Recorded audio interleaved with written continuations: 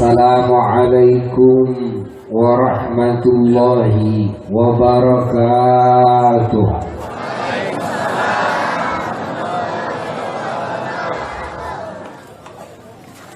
Alhamdulillah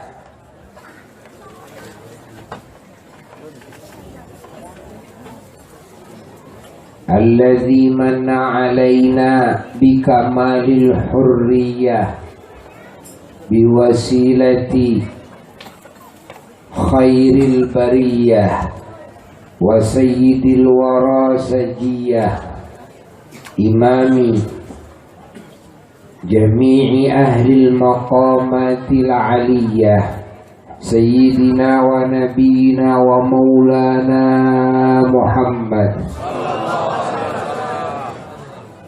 wa ashhadu an la ilaha illallah wahdahu la syarika lah wa anna sayyidana wa nabiyyana Muhammadan abduhu wa rasuluh wa khatimu anbiyaihi fala nabiyya ba'dah. Allahumma salli wa sallim wa barik ala sayyidina Muhammadin al-fatihi lima ughliq wal khatimi lima sabaq nasiril haqqi bil haqq wal hadi ila siratikal mustaqim sallallahu alaihi wa ala alihi wa ashabihi haqqa qadrihi wa miqdarihi al-azim wala haula wala quwwata illa billahil aliyyil azim amma ba'du. Faya ibadallah wa ya ummata rasulillah sallallahu alaihi wasallam usikum wa nafsi bitaqwallah wa ittiba'i sunnati rasulillah sallallahu alaihi wasallam la'allakum tuflihun. Para jamaah yang sangat dicintai, mustami'in mustami'at, para pendengar, pencahari ilmu, pencahari ridha Allah, rahmat Allah, keberkahan dari Allah, anugerah-anugerah Allah, ampunan Allah, petunjuk Allah, taufik Allah, pertolongan Allah, pengkabulan doa dari Allah, yang mana Al-Fakir cintai, Al-Fakir muliakan, Al-Fakir doakan. Semoga apa yang kita semua cari, apa yang kita semua cita-citakan, dan yang dicita-citakan oleh bangsa kita, mukminin mukminat, dan oleh semua ikhwan kita yang beriman dimanapun dan kapanpun, semoga oleh Allah dikabulkan. Amin. Keluarga besar wilayah Desa Cisalak, wabil khusus Ibu Kepala Desa dan semua reng-rengan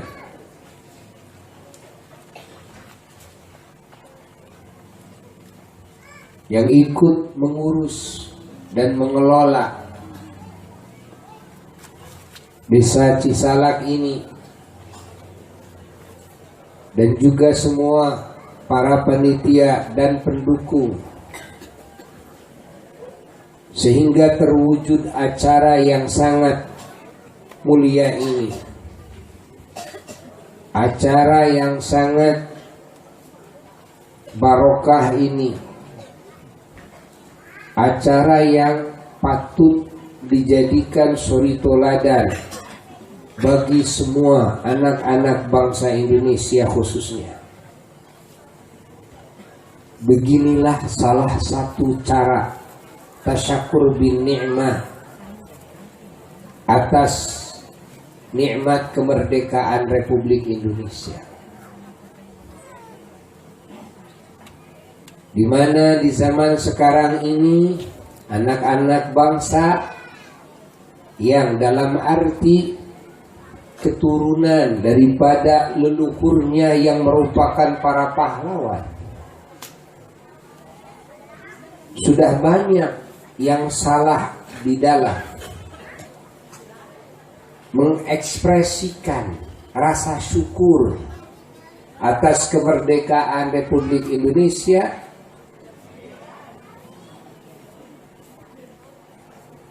tidak dengan cara yang sepatutnya, bahkan dengan cara-cara yang mengundang murka Allah, cara-cara yang menjadi sebab kerusakan dan kerugian, cara-cara yang menjadi sebab kehinaan, cara-cara yang menyedihkan leluhur-leluhurnya yang ada di alam barzakh,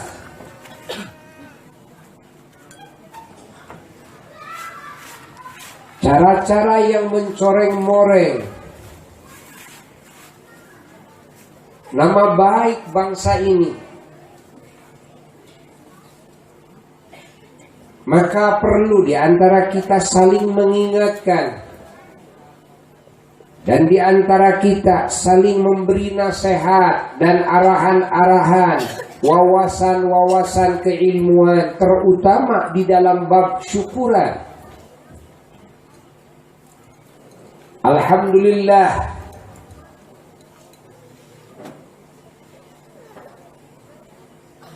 di Sumedang ini dan sudah banyak perubahan-perubahan di kabupaten-kabupaten lain seperti di Bandung, umumnya di Jawa Barat, bahkan di provinsi-provinsi lain.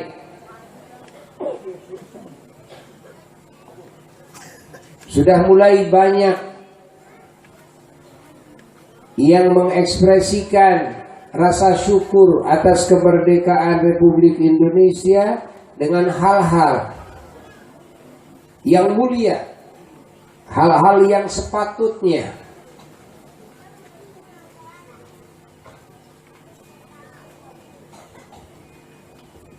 Yang harus kita ketahui, yang harus diketahui oleh bangsa ini, bahkan yang harus diketahui oleh setiap mukmin yang mendapatkan anugerah dari Allah Jalla Jalaluhu wahda. Sikap apa yang harus diekspresikan? Kalimat apa yang harus diucapkan? Perasaan seperti apa yang harus diwujudkan? Apalagi kita sebagai mukmin, sebagai muslim yang dididik oleh Allah dengan petunjuk yang sempurna, dididik oleh baginda Nabi besar Muhammad sallallahu alaihi wasallam dengan tarbiyah akhlak, etika yang terpuji. Tentu tidak boleh sama dengan ekspresi orang-orang yang tidak beriman. Kalau sama-sama saja, apa perbedaan iman dan bukan? Apa perbedaan Islam dan bukan? Orang iman dan orang Islam itu harus ada perbedaan karena imannya. Harus ada perbedaan karena Islamnya. Daripada orang-orang yang tidak mendapat anugerah iman dan tidak mendapat anugerah Islam.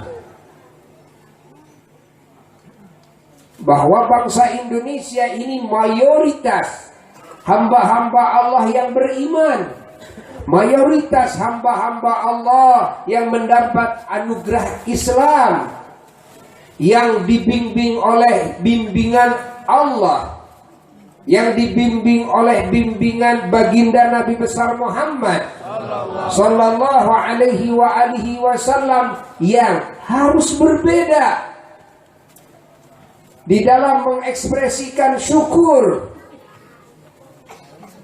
Karena kita bangsa ini mayoritas bangsa yang mukmin, bangsa yang muslim, atas nama iman dan atas nama Islam kita tentu harus berbeda.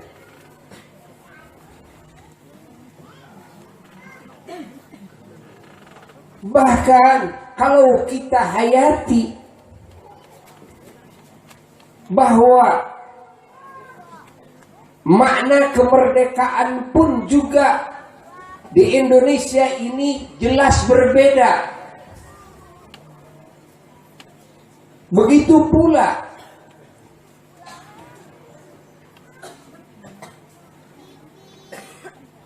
wujud para pejuang-pejuang kemerdekaan Indonesia itu jelas beda.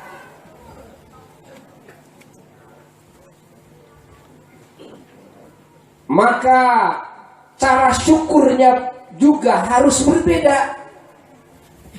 Tidak boleh sama. Kenapa? Karena ada arti syukur yang berbeda. Ada arti pejuang-pejuang yang berbeda.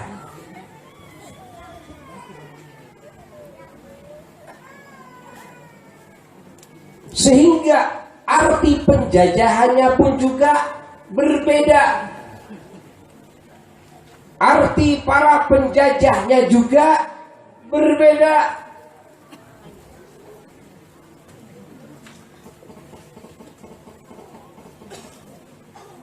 Ini perlu diketahui oleh anak-anak bangsa.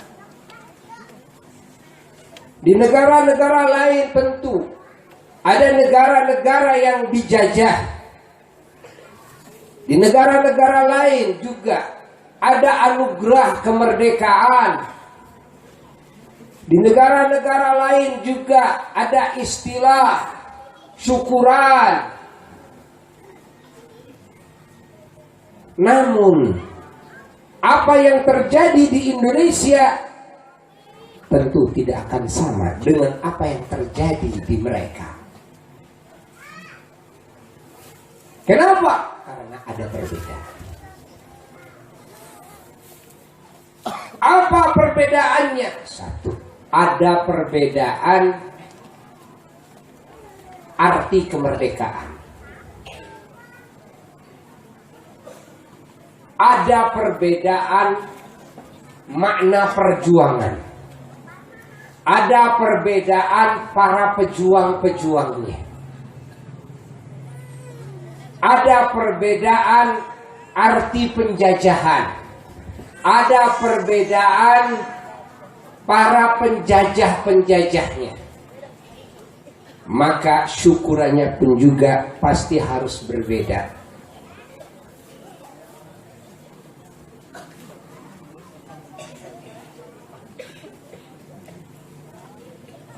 Ekspresi tasyakur bin ni'mahnya pasti harus berbeda.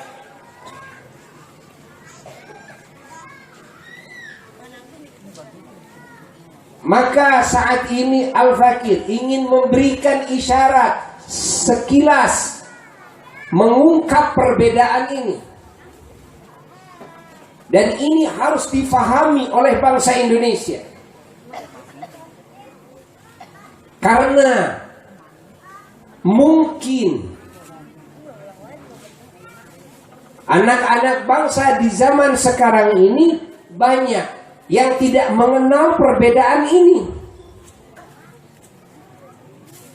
Karena wawasan di dalam menguasai ilmu sejarahnya kurang, atau hanya terfokus kepada buku-buku bacaan sejarah yang sangat singkat, yang tidak mungkin wawasan yang luas ditumpahkan, dijadikan materi pelajaran di sekolah-sekolah. Al-Fakir menghayati buku-buku sejarah Indonesia dari mulai SD sampai apa yang dijadikan pedoman, referensi di universitas. Dan Al-Fakir belum menemukan yang menulis wawasan seperti ini. Barangkali yang hadir di sini dan yang mendengarkan semuanya banyak yang sudah membuka sejarah. Mari perhatikan apa yang akan Al-Fakir sampaikan. Apakah kalian pernah membaca wawasan seperti ini ataukah belum? Apa yang Al-Fakir maksud adalah perbedaan. Sehingga segalanya harus beda. Baik. Sekarang kita memulai dari memahami perbedaan tentang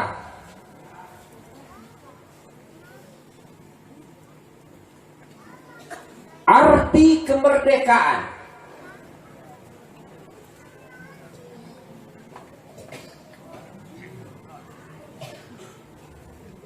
Yang mana kemerdekaan ini merupakan anugerah yang sangat hebat sekali.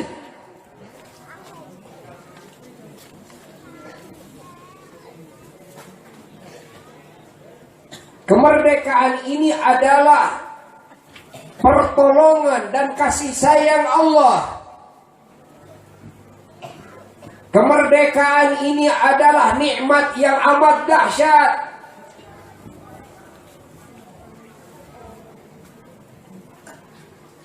Apa arti kemerdekaan? Semuanya memahami bahwa makna kemerdekaan adalah lepas dari para penjajah, yakni terlepas dari jajahannya para penjajah, bebas dari penjajahannya para penjajah. Jadi kalau kita mau memahami hakikat kemerdekaan, tentu ini ngeling kepada pemahaman tentang penjajahan dan para penjajahnya itu.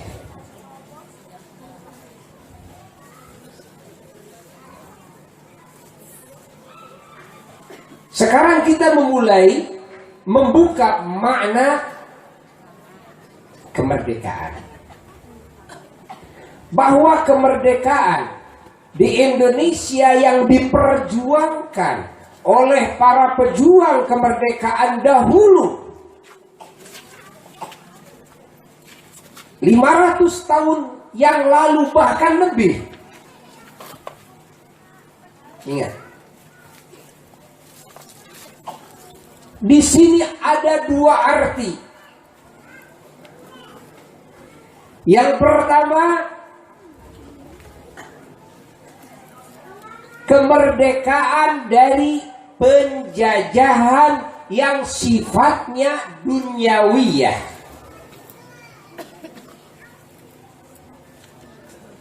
Dari para penjajah-penjajah yang sifatnya zahir.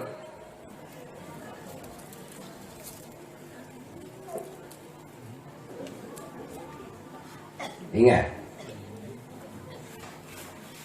Makna kemerdekaan yang pertama, sekali lagi, adalah bebasnya bangsa ini dari apa? Penjajahan yang sifatnya apa? Duniawiyah. Yang dilakukan oleh para penjajah-penjajah yang sifatnya zahir.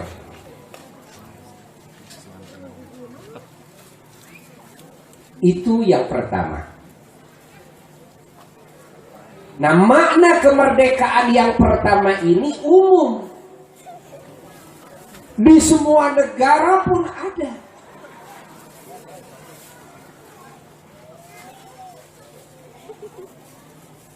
Di negara-negara yang mayoritas non-muslim pun juga ada.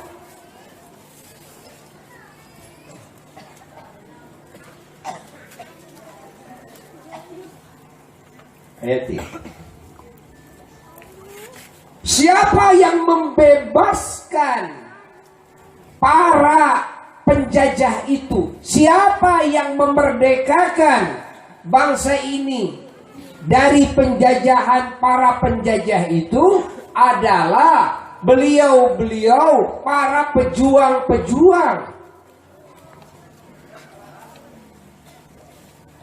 yang sifatnya zahir. Di sini tidak berbicara tentang unsur agama. Di sini berbicara umum, yang berjuang juga umum. Dari Sabang sampai Merauke, dulu semua ikut berjuang atau kebanyakannya ikut berjuang. Adapun yang tertulis di buku itu hanya sebagian tokoh-tokoh, sebagian, bukan seluruhnya para pejuang, bahkan bukan seluruhnya para tokoh. Masih banyak tokoh-tokoh yang tidak dimasukkan namanya di buku sejarah. Apalagi kalau berbicara nama orang-orang yang ikut berjuang. Muslimnya berjuang, non-muslimnya berjuang, Hindu, Buddha, Konghucu, ateis berjuang. Semuanya pada ingin merdeka. Semuanya pada ingin memerdekakan bangsa ini dari penjajahannya para penjajah. Di mana para penjajah saat itu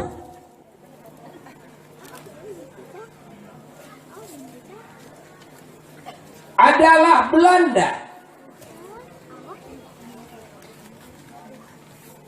adalah Portugis, adalah Jepang.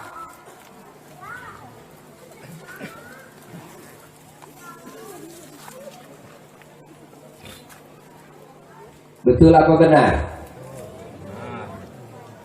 Betul apa benar? Nah, semua tahu, semua paham tentang ini. Tidak bisa dikela, tidak bisa ditentang, tidak bisa diingkari bahwa siapapun saat itu ikut berjuang. Muslim berjuang, non-muslim berjuang, mukminnya berjuang, kafirnya berjuang. Namun arti perjuangan tadi adalah memperjuangkan haliyah dunyawiyah, yakni hak-hak bangsa Indonesia, tanahnya, kekayaannya, tuh kan, jiwa raganya bangsa Indonesia saat itu, kehormatan bangsa Indonesia saat itu yang dijajah oleh mereka bangsa Belanda, mereka bangsa Portugis, mereka bangsa Jepang. Maka semuanya berkorban. Ada yang berkorban harta, tenaga, pikiran, waktu, sampai nyawa. Ini tidak bisa dipungkiri. Sampai kepada detik-detik proklamasi kemerdekaan Republik Indonesia tahun 1945, menyatakan bahwa Indonesia merdeka. Artinya sudah lepas dari penjajahannya para penjajah, baik itu Portugis maupun itu Belanda maupun itu Jepang. hasil kerja kerasnya, hasil perjuangannya, pengorbanannya bangsa Indonesia dari Sabang sampai Merauke, muslim, non muslim, yang mana semuanya tentunya berhak mendapat penghargaan dari bangsa ini dan berhak mendapat timbal balik kebaikan dari bangsa ini, dari kita, yang mana kita semua anak cucunya sampai saat ini dari Sabang sampai Merauke merasakan dan menerima nikmat kemerdekaan ini, nikmat keamanan ini. Indonesia sudah milik kita semua, kekayaannya sudah milik kita semua, tanahnya sudah milik kita semua. Ayo, mau diapakan sama kita? Orang lain tidak berhak ikut campur, siapapun itu. Ini hak mutlak, hak bangsa Indonesia. Kita wajib bersyukur. Kepada siapa? Kepada para pejuang. Bersyukur kepada siapa? Kepada orang-orang yang telah berkorban mewujudkan kemerdekaan ini dengan susah payah.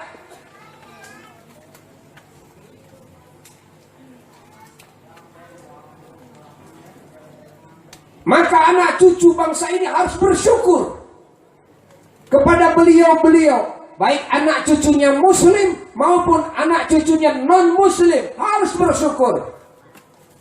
Karena kemerdekaan ini hasil, bukan hasil sulap bim salabim abrakadabra, bukan, tapi hasil genangan darah, hasil pengorbanan yang habis-habisan. Dengan kurun waktu bukan 1 hari, 2 hari, bukan 1 generasi, 2 generasi.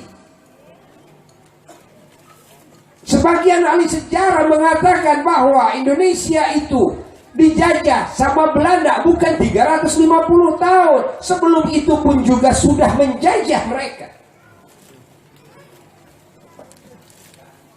Cuma sifatnya tidak besar-besaran menyeluruh.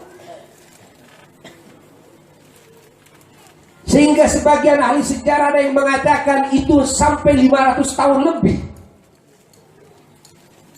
Maka perjuangannya bangsa Indonesia, bayangkan 500 tahun lebih bersabar, berkorban, berjuang siang dan malam, muslim dan muslim, non muslim bersatu padu semuanya.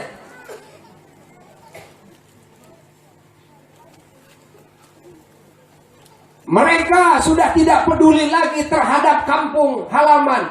Mereka sudah tidak peduli lagi terhadap kotanya, terhadap provinsinya. Mereka sudah tidak berbicara lagi perbedaan suku, bangsa, dan bahasa. Bahkan mereka tidak peduli kapan mereka dilahirkan. Dan mereka tidak peduli kapan saya mati. Tidak peduli. Maka tidak heran kalau orang tua dulu jikalau ditanya kapan dilahirkan, banyak yang tidak ingat sama sekali. Apa alasannya mereka tidak ingat? Mereka sudah tidak peduli hal itu.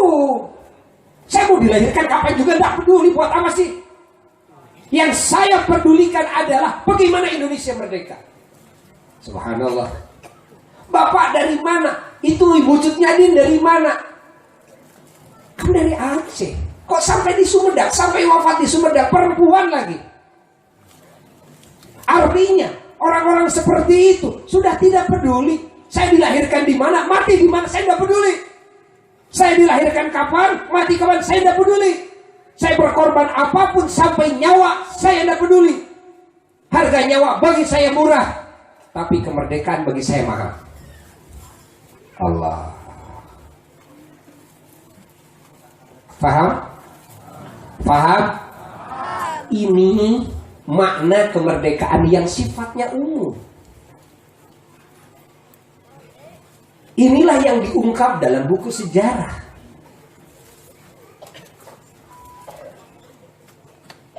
Lalu apa sih perbedaannya? Okay? Di sini kita berbicara perbedaan sekarang.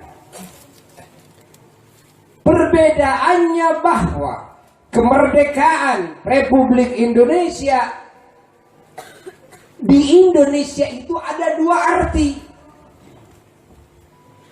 Arti yang pertama yaitulah, itu arti yang umum. Ada arti yang membedakan dengan perjuangan dan dengan kemerdekaan di negara manapun. Apa? Adalah kemerdekaan secara total. Kemerdekaan secara total itu kemerdekaan dari apa? Kemerdekaan dari penjajahannya bangsa setan. Yang kedua, merdeka dari penjajahannya hawa keinginan terhadap haliyah duniawiyah, terhadap kenikmatan dunia. Yang ketiga, merdeka dari penjajahannya nafsu ammarah yang selalu memerintahkan kepada kejahatan dan kejelekan. Yang keempat, merdeka daripada rayuan dunia, sehingga dunia tidak menjajah lagi, sehingga hidupnya tidak dikotak-katik oleh uangnya, hidupnya tidak diombang-ambing oleh jabatannya, hidupnya tidak menjadi sikupritnya, setannya, hawa nafsunya dan dunianya. Itulah kemerdekaan yang diwujudkan di Indonesia. Di samping merdeka dari penjajahannya para penjajah yang menjajah urusan haliyah duniawiyah, yang mana penjajahnya jelas kelihatan. Tuh Belanda, tuh Portugis, tuh Jepang. Tapi bangsa Indonesia ada arti kemerdekaan yang lain. Apa? Kemerdekaan jiwa, kemerdekaan raga, kemerdekaan lisan, kemerdekaan semua anggota tubuh dari penjajahan setan, dari penjajahan hawa nafsu, dari penjajahan dunia, sehingga tidak terdapat dalam hatinya yang dijajah, tidak dapat dalam hatinya penjajahan, sehingga hatinya merdeka. Hatinya bebas, hatinya bebas dari penjajahan setan. Setan tidak mampu lagi menjajah hatinya untuk memusyrikan, untuk mengkafirkan, untuk memerintah dan mengajak merayu kepada hati manusia, untuk melakukan berbagai hal yang dilarang oleh Allah, untuk meninggalkan berbagai hal yang diperintahkan oleh Allah. Setan tidak bisa menjajah lagi jiwanya untuk berakhlak yang buruk. Setan tidak bisa lagi menjajah hatinya untuk mewujudkan niat-niat yang jelek, yang jahat. Setan tidak bisa mempengaruhi lagi akal pikirannya. Setan tidak bisa mencemari lagi perilakunya. Setan tidak bisa mengotori lagi ucapannya. Begitu pula hawa nafsunya. Begitu pula dunia ini. Meskipun hidup di dunia, meskipun hidup bersama dunia, meskipun memiliki dunia, tapi dunia tidak bisa menjajah dirinya. Sehingga lupa kepada Allah, lupa kepada Nabi, lupa kepada apa yang harus dilakukan, lupa kepada apa yang tidak boleh dijalankan. Hayati oleh kita. Nah, ini tidak bisa. Kemerdekaan ini terwujud oleh sembarang para pejuang. Non muslim tidak bisa. Tidak bisa. Hindu, Buddha, Konghucu, tidak bisa. Mereka tetap terjajah hatinya. Buktinya tidak iman kepada Allah.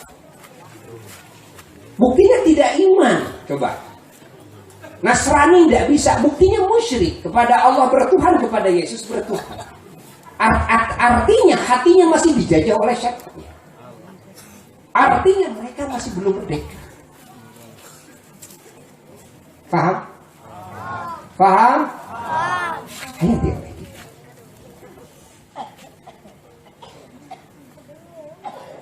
Maka siapa para pahlawan kemerdekaan ini? Para pahlawan kemerdekaan ini imamnya adalah baginda Nabi besar Muhammad sallallahu alaihi wasallam, dan semua para rasulnya Allah yang 313 dari zaman Nabi Adam alaihi salatu wassalam,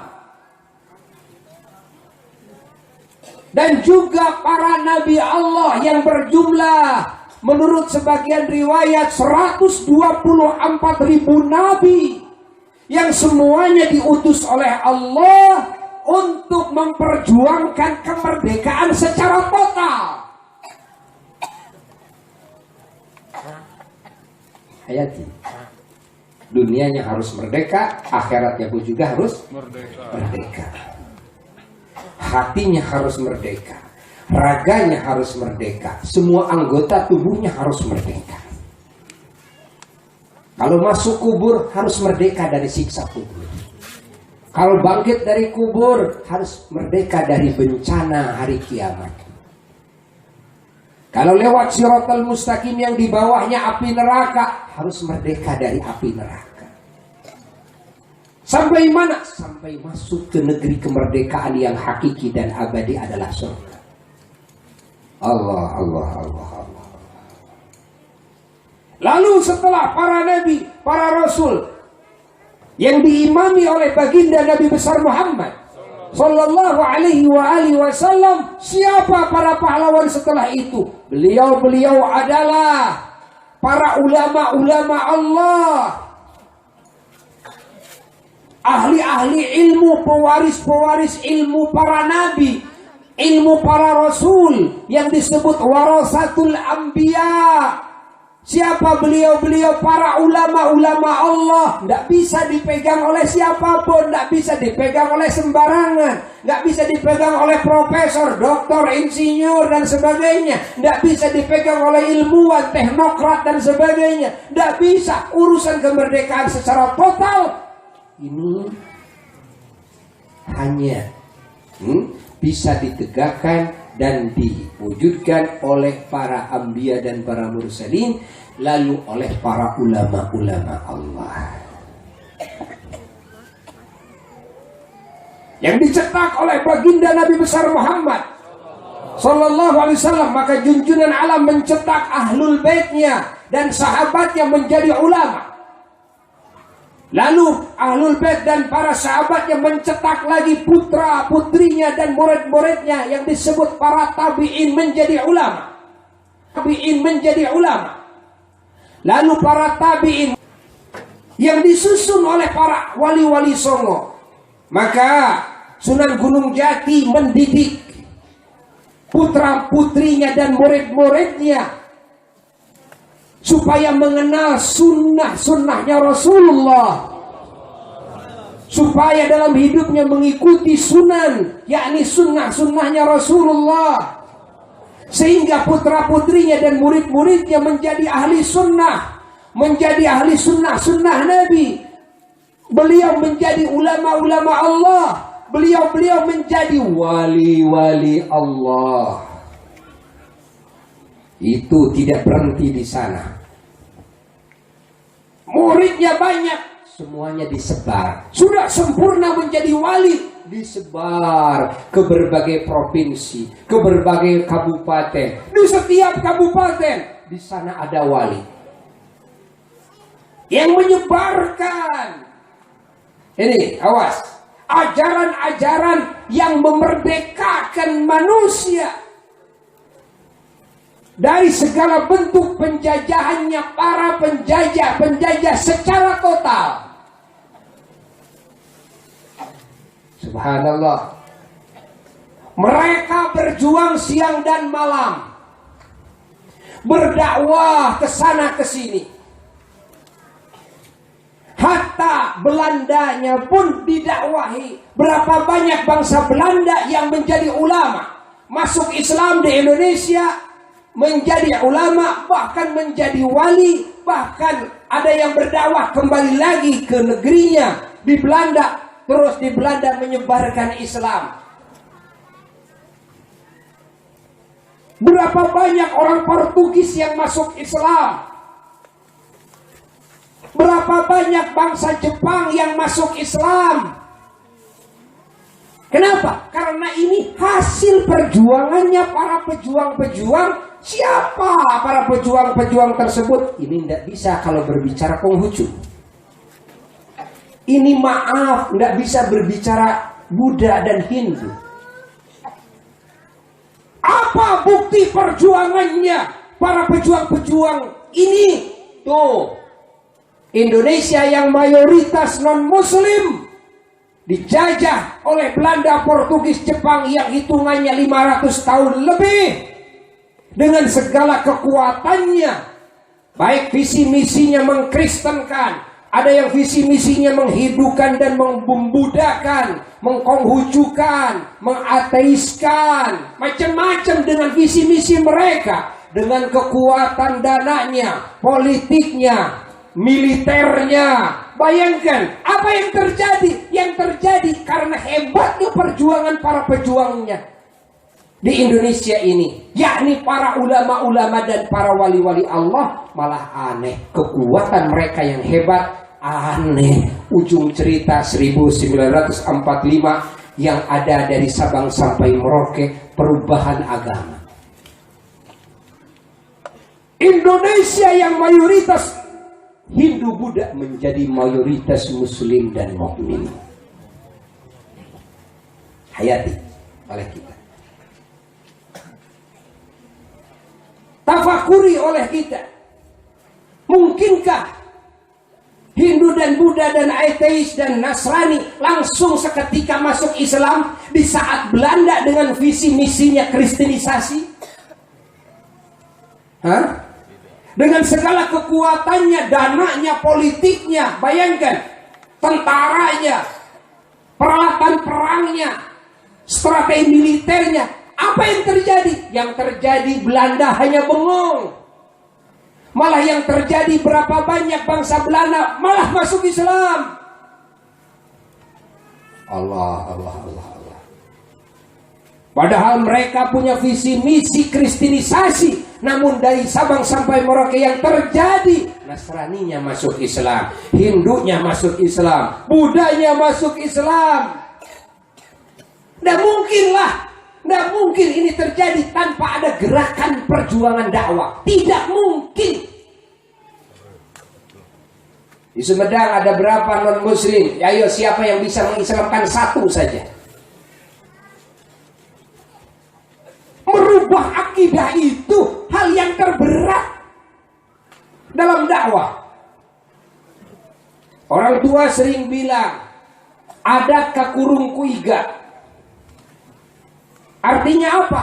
Kalau sudah jadi adat itu, tidak bisa dibongkar lagi, dirubah-rubah lagi. Kalau mau merubah, artinya harus merusak dulu iganya. Harus membobok iganya. Menjebol iganya. Menjebol iga bukan suatu yang gampang. Artinya ini simbol kesulitan yang sangat. Bagaimana dengan merubah akidah? Wah, apalagi akidah. Tapi ternyata Indonesia yang mayoritas non-muslim, penyembah berhala, penyembah api, penyembah matahari, penyembah sapi. Bahkan mereka yang tidak bertuhan sama sekali, kok bisa mereka berbalik menjadi penyembah Allah? Kok bisa mereka berbalik menjadi pengikut Nabi besar Muhammad sallallahu alaihi wasallam? Bahkan berapa banyak yang tadinya mereka Hindu Buddha menjadi ulama.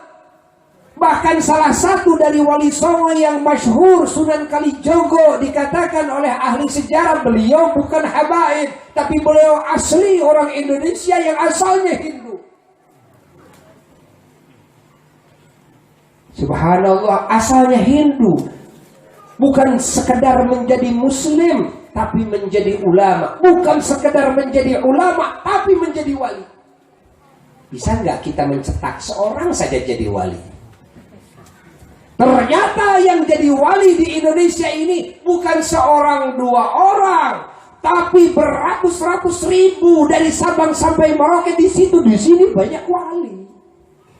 Bahkan Al-Fakir sering ceritakan, kalau kita mendengar cerita orang-orang yang ajaib, orang-orang yang membedah adat, orang-orang yang memiliki karomah, orang-orang yang doanya mustajab, kita itu sampai masa kakek. Jadi tidak jauh perubahan dari mulai kakek ke bawah. Kalau dari kakek ke sana, oh masih banyak orang-orang istimewa. Hayati oleh kita. Ini fakta. Fakta sejarah yang harus diketahui oleh bangsa ini. Jadi jelas bahwa perjuangan leluhur kita para pahlawan bukan sekedar Indonesia, tanah dan kekayaan Indonesia ini bisa direbut dari tangan para penjajah yang disebut Belanda, Portugis, Jepang saja. Ada makna yang lebih jauh daripada itu, yang lebih suci dan lebih mulia daripada itu. Bagaimana bangsa ini bisa merdeka daripada penjajahan setan, penjajahan hawa nafsu, dan penjajahan dunia. Allah. Apa buktinya kemerdekaan itu? Tuh, dari Sabang sampai Merauke yang tadinya mayoritas non-muslim menjadi mayoritas muslim. Ini bukti. Paham? Pernah baca tentang ini di buku-buku? Hah? Jujur, pernah baca enggak? Hayati oleh kita. Hayati oleh kita.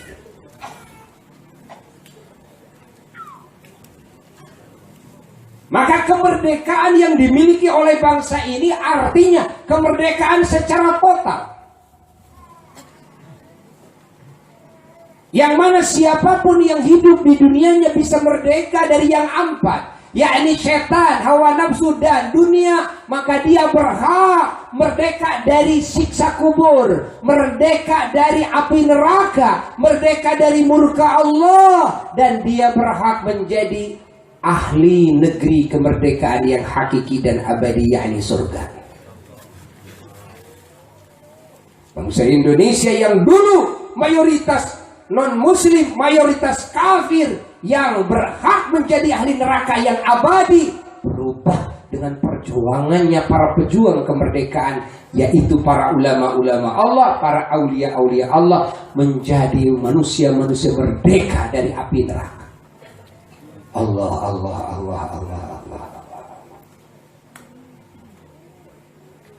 Faham?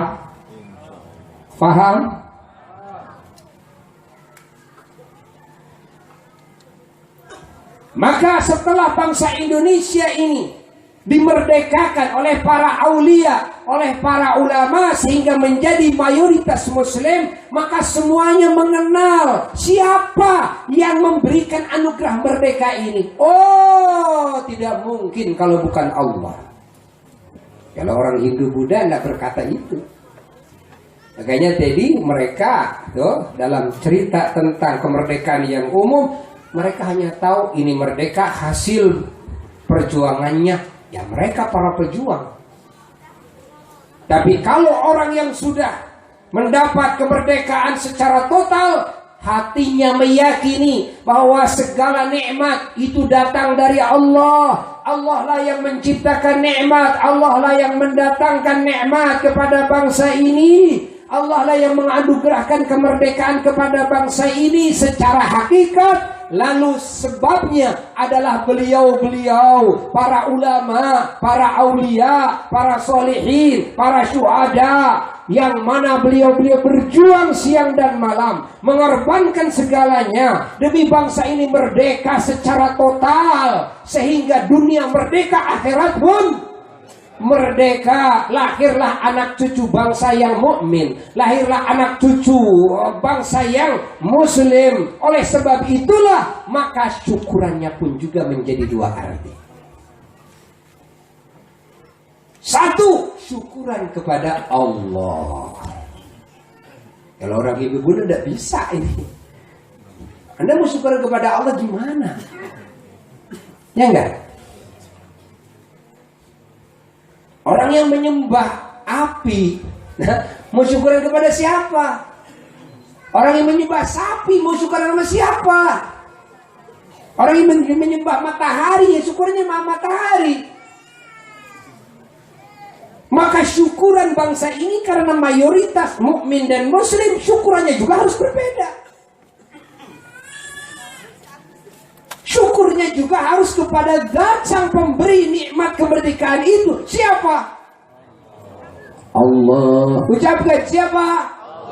Allah. Siapa? Allah. Sebagai hakikat. Lalu adapun sebab adalah para ulama, adalah para aulia. Tidak mungkin mengislamkan bisa dengan orang muslim yang umum. Nggak mungkin secara adat mengislamkan dengan jumlah banyak dengan muslim-muslim yang bodoh. Makanya tatkala sejarah ada yang mengatakan Islam masuk ke Indonesia dibawa oleh para pedagang dari Gujarat, tadinya dari India. Al-Fakir sendiri yang mengklarifikasi, hei anak-anak bangsa, tolong rubah kalimat itu. Kenapa harus dirubah? Itu yang bikinkan manusia, yang nuliskan manusia. Orang boleh punya persepsi dan boleh punya pemahaman berbeda. Andai kata mereka ahli sejarah, saya pun juga menyelami sejarah. Namun saya berhak mengatakan, karena menurut logika saja, Indonesia yang mayoritas Hindu Buddha, yang keyakinannya Hindu Buddha, bayangkan, tidak mungkin bisa dirubah oleh orang awam yang hanya pedagang. Ekonom bisa? Boro-boro ekonom, kiai juga susah.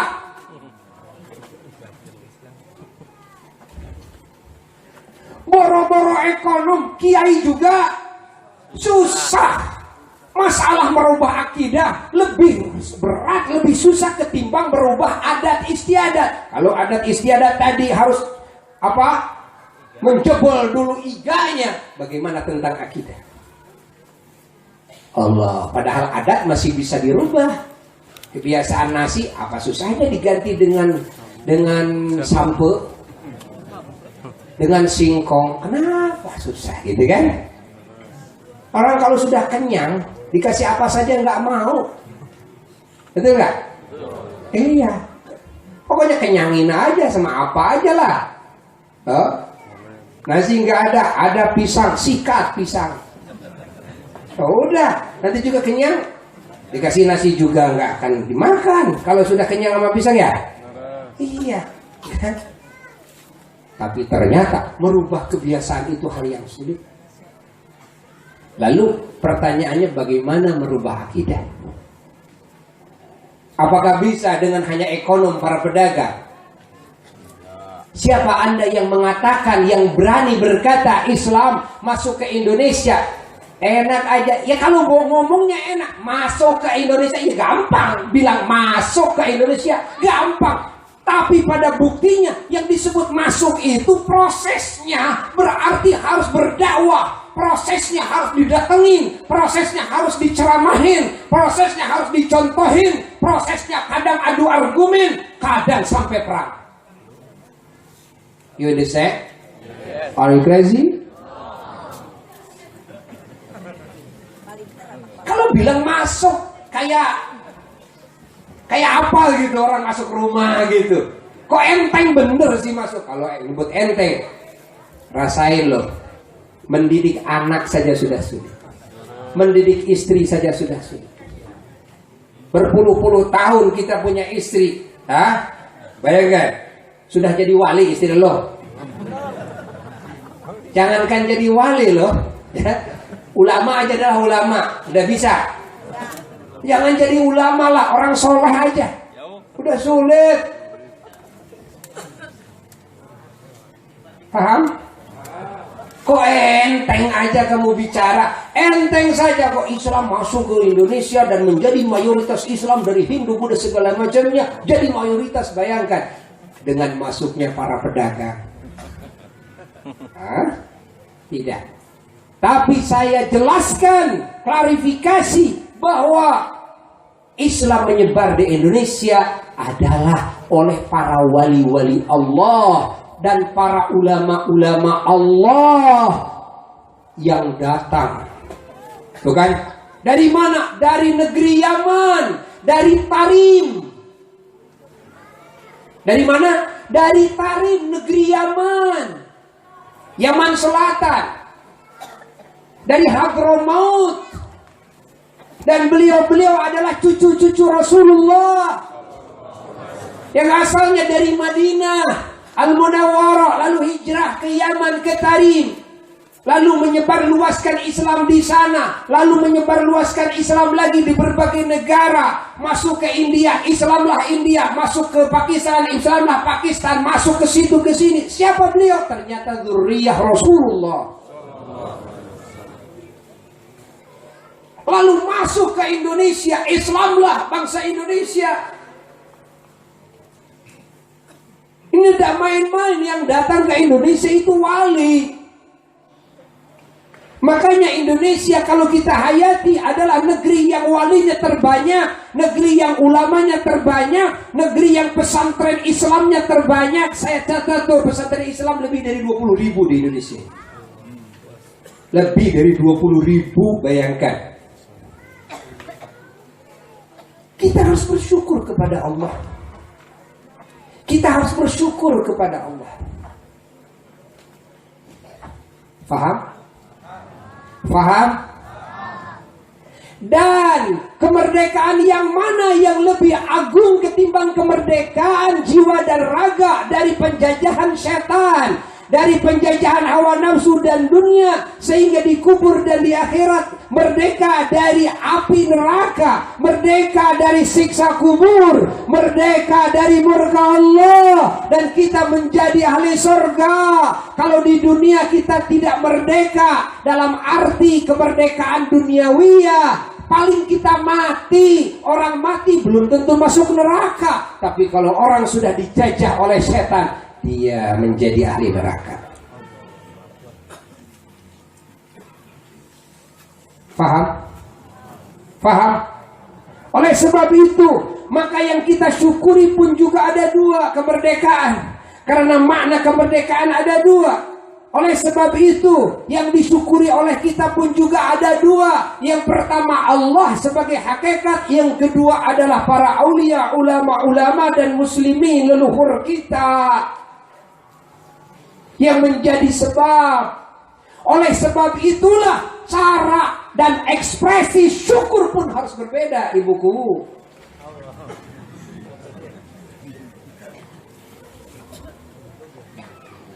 Pantas kira-kira kalau syukur nikmat kemerdekaan yang begitu hebat yang barusan dikatakan dengan hanya dangdutan? Pantas gak dengan hanya balap karung? Pantas gak hanya dengan main rebutan? Apa efek untuk para pejuang? Apa efek?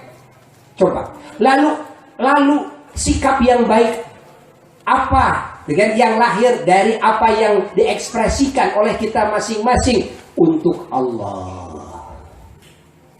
Untuk Allah. Lalu untuk leluhur kita. Yang mana leluhur kita? Di sana banyak para wali. Di sana banyak para ulama. Kira-kira mau disuguhin daripada dangdut. Disuguhin itu ke alam barzah. Hah? Itu maksudnya itu. Atau pak jago-jago gapleh sama catur, lalu dihadiahkan wa ila arwahi para pejuang kemerdekaan Republik Indonesia minal aulia wal ulama wa syuhada wa solihin. Oh itu apa? Hati oleh kita. Ini berbicara tentang hakikat loh. Pembicaraan ini sangat jarang ibuku. Maka Al-Fakir sering katakan, barangkali kalian tidak pernah mempunyai wawasan tentang ini. Maka Al-Fakir berkewajiban mewakili bangsa Indonesia dari para ulama, para aulia, para solehin untuk membuka tabir-tabir yang menghalangi pandangan hati tentang hakikat kemerdekaan dan siapa yang memerdekakan. Kan? Apa arti perjuangan? Bagaimana hakikat syukuran? Kalau kalian sudah paham ini, kalian juga bisa nyetelin. Kira-kira setelannya kalau kepada Allah dengan apa? Kalau setelannya kepada para wali, para ulama yang sudah mewujudkan kemerdekaan, kira-kira dengan apa? Hah? Maka tadi saya mengacungkan jempol kepada buku dengan mewujudkan acara yang mulia seperti ini.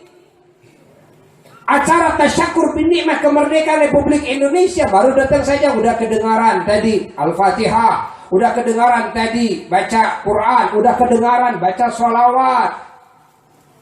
Yang hadir, Masya Allah, pakai kopiah, pakai sorban, pakai gamis, pakai jilbab. Pujian kepada Allah, kepada Nabi. Yang hadir ulama, habaib. Subhanallah. Ada apa nih? Ini syukuran kemerdekaan. Subhanallah. Kalau kita angkat jempol 2. Jempol 2. Bahkan ditambah lagi dengan kaki. 4 buku.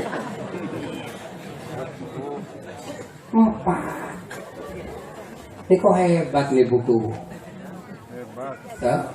Saya kagum kepada Cisalak ini.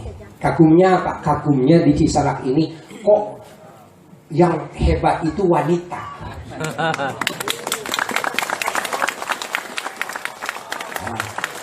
Pakai ini perlu dipertanggungjawabkan nih. Pakai kalau ngomong nih, saya tanggung jawab. Kenapa pakai bilang begitu? Kalau memang yang hebat laki-laki, pasti kepala desanya laki-laki. Karena yang hebatnya itu wanita, jelas itu buktinya. Ya, yang jadi kepala desanya juga wanita. Maaf laki-laki. Saat ini maaf. Ini bukti loh. Gak usah pratang keteng-teng, gak usah. Oh saya nggak terima, saya nggak usah ngomong gitu. Ini bukti loh. Bukti. Kalau kalian laki-laki lebih unggul daripada wanita, pasti kalian yang mimpin. Tapi karena wanita yang lebih unggul, maka wanita yang mimpin. You understand? Hayati. Good, ibu lah. Itu good. Alhamdulillah. Ingat wawasan ini. Silahkan sebarluaskan pembicaraan ini di dunia maya. supaya semua masyarakat Indonesia mendengar. Karena sekarang sudah banyak yang salah kaprah, yang tidak mengenal, yang bodoh terhadap hakikat arti syukuran, terhadap hakikat arti kemerdekaan, terhadap hakikat perjuangan, terhadap hakikat penjajah,